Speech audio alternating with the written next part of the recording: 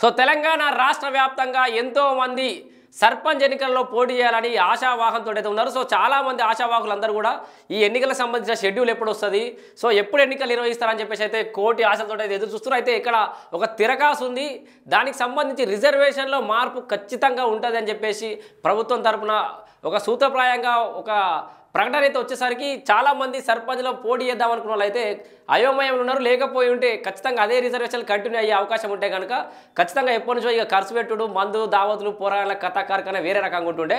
కాకపోతే సర్పంచ్ ఎన్నికల్లో ఖచ్చితంగా రిజర్వేషన్ మారుతుంది అని చెప్పేసి క్లియర్ ఇండికేషన్ ఉండడంతో చాలామంది అయితే ఎదురు చూస్తారు. అయితే ఇవాళ సర్పంచ్ ఎన్నికల్లో మరొక ముఖ్యమైన అంశం ఏంటంటే ముగ్గురు పిల్లలకు సంబంధించిన అంశం.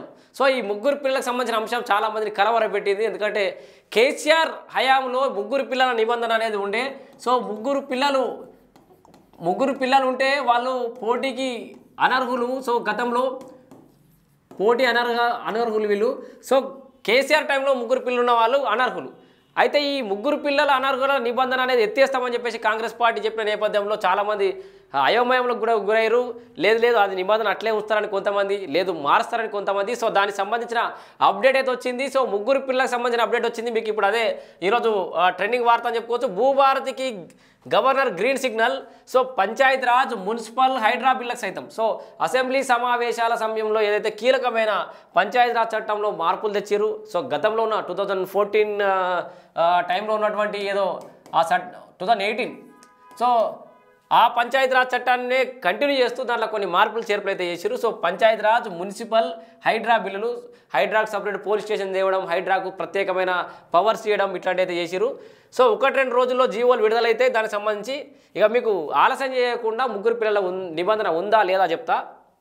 భూభారతి బిల్లుకు గవర్నర్ జిష్ణుదేవ్ వర్మ గురువారం ఆమోదం తెలిపారు. పంచాయతీరాజ్ చట్ట సవరణకు గ్రీన్ సిగ్నల్ ఇచ్చారు. పంచాయతీల రిజర్వేషన్లు 5 ఏళ్లకోసారి మార్పు. సో దీంట్లో కీలకమైన మార్పుని చాలామంది నాకు ఫోన్ కూడా చేసిరు. వేరే ప్రాంతం నుంచి, హైదరాబాద్ నుంచి, కామారెడ్డి అక్కడ నుంచి చాలామంది ఫోన్ చేస్తారు. అన్న ఈ ముగ్గురు పిల్లల నిబంధన ఎత్తేస్తుంది, ముగ్గురు పిల్లలు ఉన్నా కూడా పోటీ కార్కులే అనేమో మీరు చెప్తారు. లేదు ఆ నిబంధన లేదు, ఖచ్చితంగా అనర్హులే అని చెప్పేసి వార్తలు వచ్చినాయి అని చెప్పేసి నాకు కూడా ఫోన్ చేశారు. దాని మీద స్పష్టమైన హామీ వచ్చింది. ముందుగా పంచాయతీరాజ్ రిజర్వేషన్లను 5 ఏళ్లకొకసారి రిజర్వేషన్ల మార్పు.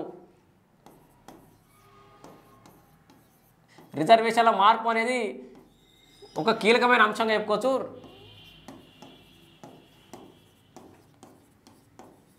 సో ఖచ్చితంగా 5 ఏళ్లకు ఒకసారి రిజర్వేషన్ల మార్పు ఉంటుంది. అండ్ మినిమం ఎంపీటీసీలు కూడా ప్రతి మండలంలో కనీసం 5 ఎంపీటీసీలు. సో మండలంలో కనీసం 5. సో ఈ నిబంధన ఇట్లే ఉంది. సో చాలా మండలాలలో, చిన్న మండలాలలో తక్కువ మంది ఎంపీటీసీలు ఉన్న కారణంగా 2-3 ఉన్నారు అనుకో, ఒకడు వయసు, ఒకడు ఎంపీపీ, సో ఒకడు వైస్ ఎంపీపీ, ఇంకొకటి జై అంటే జై, నై అంటే నై. ఈ దుకాణం ఉండేది గతంలో. సో ఆ చిన్న గ్రామ మండలాలలో మొత్తానికైతే ఈ నిబంధన తీసేసారు. మినిమంలో 5 ఎంపీటీసీలు ఉంటే దాంట్లో ఇండిపెండెంట్గా గెలిచేటోడు ఉంటాడు, బీఆర్ఎస్లకు ఒకడు పోతాడు, బీజేపీలో ఒకడు ఉండొచ్చు, సో కాంగ్రెస్లో ఒకటి గెలవచ్చు, ఇట్లా రకరకాలుగా ఉంటారు. కాబట్టి సో ఒక రకమైన పారదర్శకత ఉండే అవకాశం ఉంది. కాబట్టి మినిమం 5 ఎంపీటీసీ అనేది ఖచ్చితంగా రూల్ పెడుతోంది. సో దీంతో పాటు 2 పిల్లల కంటే ఎక్కువగా ఉన్న ఎన్నికల్లో పోటీ చేసే నిబంధన. ఇదే ముగ్గురు పిల్లల నిబంధన అనేది, ఇదే ముగ్గురు పిల్లల నిబంధన. సో ఇంకా కన్ఫ్యూజ్ కావద్దు, మీకు క్లియర్ రాస్తా. ముగ్గురు పిల్లలు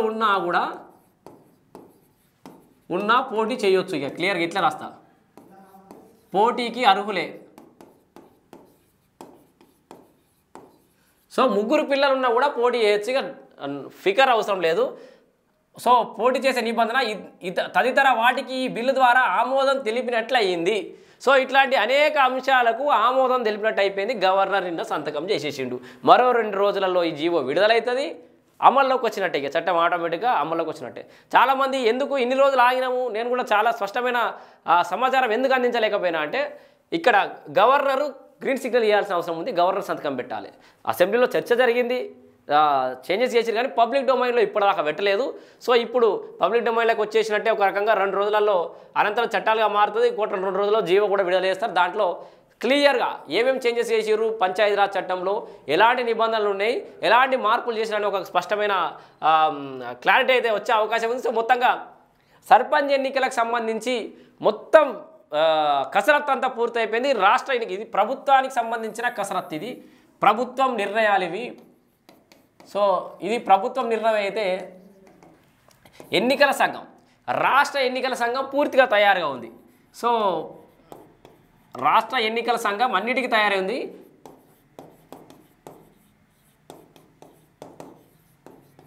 సో రాష్ట్ర ఎన్నికల సంఘం దేంతో రెడీగా ఉంది. ఆల్రెడీ బ్యాలెట్ పేపర్ ముద్రణ అయిపోయింది.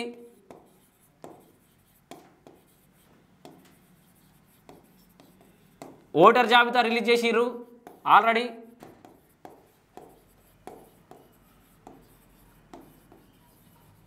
సో ఇట్లా రాష్ట్ర ఎన్నికల సంఘం ఎన్నికల కోసం తయారుగా ఉంది. ఒక రాష్ట్ర ప్రభుత్వాందే లేట్ ఉంది. సో ఈ ఏదైతే బీసీ డెడికేషన్ కమిషన్ ఏదైతే పెట్టిరో, కులగణనకు సంబంధించిన ఏదైతే అంశం ఉందో అవన్నీ కూడా ప్రభుత్వం దగ్గరికి ఫైల్ చేయాల్సి ఉంది, అవి బయటకు రావాల్సి ఉంది. పంచాయతీరాజ్ చట్టం సంబంధించి అయితే అంశం ఒకసారి ఒడిచిపోయింది. కానీ ఈ కులగణన లాంటివి ఒడిచిపోయి రిజర్వేషన్ల ప్రక్రియ అనేది పూర్తయి రిజర్వేషన్లు ప్రకటించి షెడ్యూల్ ప్రకటించి ఎన్నికలు వాళ్ళు ఇక్కడ ఒక తిరకాసు ఉంది. సో ఈ సర్పంచ్ ఎన్నికలకు అంతా సాఫీగా నడుస్తుంది, అన్నీ అయిపోతున్నాయి. ఇక 3 పిల్లలు ఉన్నా కూడా పోటీ చేయొచ్చు, అందరం హ్యాపీ సూపర్. కానీ ఇక్కడే మనకొక హార్ట్ బ్రేకింగ్ న్యూస్ ఉంది. ఏంటంటే మన పరీక్షల సమయం దగ్గర పడ్డది. సో ఎప్పుడు మార్చి నుంచే. సో వాస్తవానికి ఈ ఎన్నికలు నిర్వహించడానికి దాదాపుగా 3 నెలల సమయం అనేది అవసరం. కనీసం 3 వారాలు, 3 నెలలు కాదు 3 వారాలు ఎన్నికల నిర్వహణకు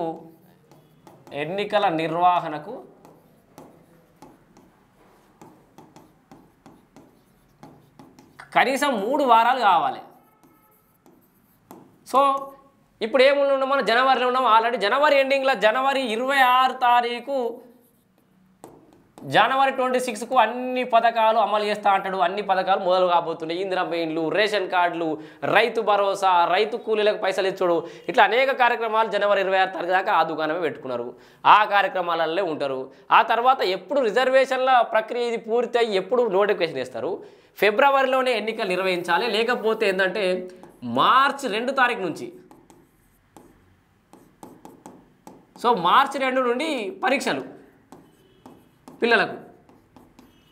సో ఇంటర్మీడియట్ పరీక్షలు మార్చి 2 నుంచి ఉంటున్నట్టున్నాయి. తర్వాత ఎస్ఎస్సి ఎగ్జామ్స్ ఉన్నాయి, తర్వాత డిగ్రీ ఉంటాయి, ఇట్లా రకరకాల కాంపిటీషన్ ఎగ్జామ్స్ ఉంటాయి. సో ఇట్లా మార్చిలో మొదలు పెడితే ఏప్రిల్ వరకు కూడా దాదాపుగా చాలా పరీక్షలు ఉన్నాయి. ఈ ఎన్నికలకు ఈ పరీక్షలకు ఏం సంబంధం అంటే దాదాపు ఈ స్కూళ్ళల్లో ఇప్పుడు దాని ఏమంటారు పోలింగ్ బూత్లు అన్నీ కూడా స్కూళ్ళలోనే ఉంటాయి. సో ఎగ్జామ్స్ నిర్వహించడానికి కష్టమవుతుంది, ఇటు ఎన్నికలు నిర్వహించడానికి కూడా కష్టమవుతుంది పరీక్షల సమయంలో.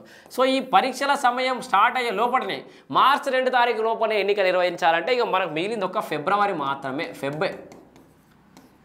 మరి ఒక్క ఫిబ్రవరిలో జనవరి 26 తారీఖు నాడు ఇవైతే పథకాలు అమలు చేస్తున్నారో అదే టైంలో కనుక షెడ్యూల్ రిలీజ్ అయ్యి ఈ రిజర్వేషన్లు ఖరారయ్యి అప్పుడే షెడ్యూల్ రిలీజ్ అయ్యి సో ఫిబ్రవరిలో ఎన్నికలు నిర్వహించకపోతే ఇక మళ్ళీ ఏప్రిల్ తర్వాతనే, సో ఏప్రిల్ తర్వాతనే ఖచ్చితంగా ఈ ఎన్నికలు ఉండే అవకాశం ఉంది. సో ఈ 3 నెలల్లో సర్పంచ్ ఎంపీటీసీ ఎన్నికలు ఒకేసారి నిర్వహించే అవకాశం ఏదైనా ఉందా లేదా తెలియదు కానీ మనకి. సో అవుతుంది ఎంపీటీసీ జెడ్పీటీసీ ఎన్నికలు నిర్వహించి ఆఫ్టర్ ఎగ్జామ్స్ అంటే మార్చ్ ఏప్రిల్ తర్వాత సర్పంచ్ ఎన్నికలు నిర్వహిస్తారా, లేదా ఈ ఫిబ్రవరిలోనే సర్పంచ్ ఎన్నికలు నిర్వహించి ఏప్రిల్లో ఎంపీటీసీ జెడ్పీటీసీ ఎన్నికలు నిర్వహిస్తారా అనేది ఇక స్పష్టమైన క్లారిటీ ఇంకొకటి రావాల్సి ఉంది. రిజర్వేషన్ రావాలి, షెడ్యూల్ రావాలి, ఏ ఎన్నికలు ఎప్పుడు నిర్వహిస్తారా అనేది రావాలి. టైం కూడా చాలా తక్కువ ఉంది. మార్చి లోపలనే ఈ ఎన్నికలు అనేది పూర్తి కావాల్సిన అవసరం ఉంది. సో ఇక్కడ మనం సో క్లియర్గా మీకైతే అర్థమైంది కదా. మొత్తానికి ఈ ఎన్నికలకు సంబంధించి ఏదైతే పంచాయతీరాజ్ చట్టం ఉందో దాంట్లో స్పష్టంగా వచ్చే అవకాశం ఉంది. కనీసం 5 ఏళ్ళకు ఒకసారి కంపల్సరీ 5 ఏళ్ళకు ఒకసారి రిజర్వేషన్లు మారుతాయి. రిజర్వేషన్ల మార్పు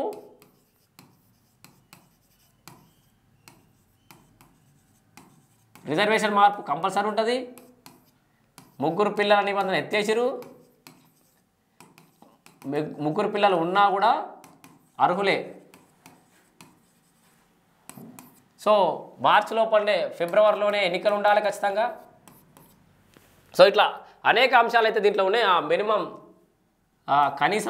కనీసం 5 ఎంపీటీసీలు. సో ఇట్లా అనేక అంశాలు అయితే కీలకమైన అంశాలు ఉన్నాయి. మొత్తంగా సర్పంచ్ ఎన్నికలకు సంబంధించి అయితే కీలక అప్డేట్ ఇది. తెలంగాణ రాష్ట్రంలో అనేక మంది ఆశవాళ్ళు అయితే ఇట్లా ఎదురు చూస్తున్నారు ఎన్నికలకు సంబంధించి.